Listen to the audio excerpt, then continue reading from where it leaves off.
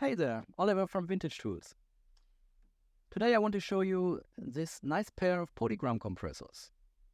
They are from the 1970s and they seem to be pretty rare because I couldn't find any information on them, and also I never saw a pair of these before. So I thought it was a quick video with some sound files. There's not going to be a lot of explanation because, as I said, I don't have any information, but there is a DVX VCA chip inside, and they sound pretty nice. So this is a link button.